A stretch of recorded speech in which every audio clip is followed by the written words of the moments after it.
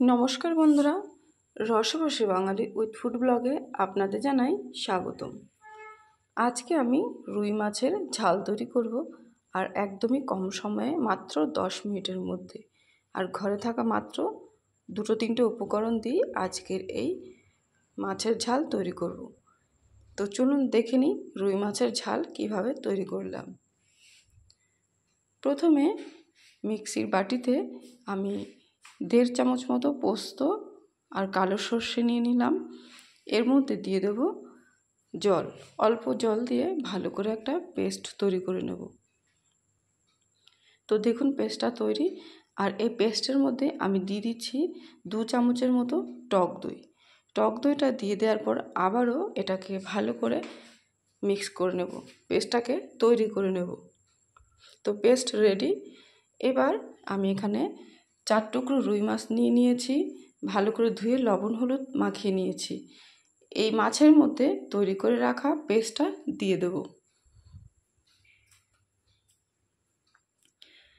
আর দিয়ে দেব পরিমাণ মতো লবণ। আজকে মাছ আমি ভাজবো না, না ভেজেই মাছটাকে রান্না করব। আর দিয়ে দিচ্ছি পরিমাণ মতো হলুদ গুঁড়ো, দিয়ে দেব লঙ্কার গুঁড়ো।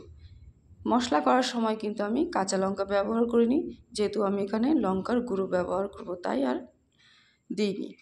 আর দিয়ে দিচ্ছি সর্ষের তেল, বেশ কিছুটা সর্ষের তেল দিয়ে দেবো। এবার ভালো করে মাছটাকে মাখিয়ে নেব।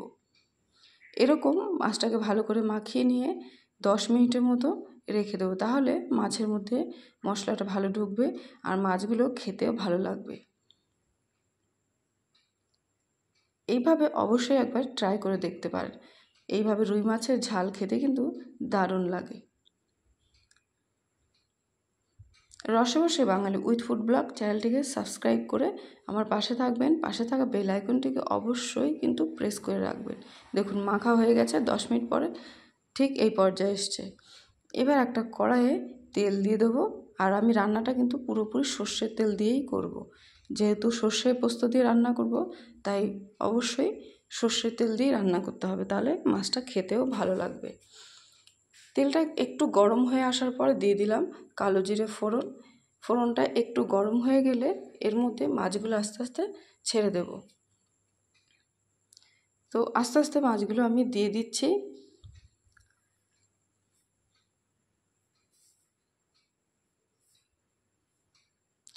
তো মাছগুলো দেয়া হয়ে গেছে। এবার বাদবাকি মশলাটা আমি উপর দিয়ে দেব। আর এই রুই মাছের ঝালে আমি কিন্তু জিরের গুঁড়ো বা ধনের গুঁড়ো কিছুই ব্যবহার করব না। আর এই মশলার বাটিটা ধুয়েই বা মাছের বাটিটা ধুয়েই একটু আমি উপর দিয়ে জল দিয়ে দেবো। তো একটু নেড়ে দিচ্ছি তেলটা যাতে চারিদিকে ছড়িয়ে যায়। তো মাছের বাটিটা ধুয়ে আমি দিয়ে দিচ্ছি পরিমাণ মতো জল। জলটা কিন্তু আমি এখনই একবারে দিয়ে দেব। আর দিয়ে দিচ্ছি 3টে কাঁচা লঙ্কা। তো দেখুন এবার আস্তে আস্তে ফুটতে শুরু করে দিয়েছে। এবার একটু দিয়ে দেবো পরিমাণ মতো, একদমই সামান্য চিনি, জাস্ট টেস্টটা ঠিক ব্যালেন্স রাখবে তার জন্য। আর এইভাবে একটু দুদিকে ধরে কড়াইটাকে আমি নেড়ে দিয়ে মাছটাকে একটু নেড়ে দিলাম, যাতে নিচে দিয়ে না লেগে যায়। তো এবার ফ্লেমটাকে একদমই লো করে দিয়ে আমি একটা থালা দিয়ে বা প্লেট দিয়ে ঢেকে দিয়ে 5 মিনিট ঢেকে রেখে দেবো। তাহলে দেখবেন মাছটা ভালো সেদ্ধ হবে, নরম এবং সফট হবে খেতে। তো 5 মিনিট পর দেখুন মাছটা একদম রান্না হয়ে গেছে, দেখতেও বেশ সুন্দর হয়েছে। তো এইভাবেই আস্তে আস্তে আমি মাছটাকে একটু নেড়ে দেব, যাতে নিচে দিয়ে না লেগে যায়। তো দেখুন একদম রেডি রুই মাছের সর্ষে পোস্ত দিয়ে ঝাল। একদম অল্প সময়ের মধ্যেই রেডি হয়ে যায়। আর আমি একটু লবণটা চেক করে দেখব, লবণ একদমই ঠিক আছে। ব্যাস এবার গ্যাস অফ করে দেব। আর তার আগে দিয়ে দেবো কাঁচা সর্ষের তেল ওপর দিয়ে। কাঁচা সর্ষের তেলটা দিলে ওই সর্ষের তেলের যে গন্ধটা খেতে কিন্তু দারুণ লাগে। তো আজকের রেসিপিটি যদি ভালো লেগে থাকে অবশ্যই লাইক, কমেন্ট এবং শেয়ার করবেন।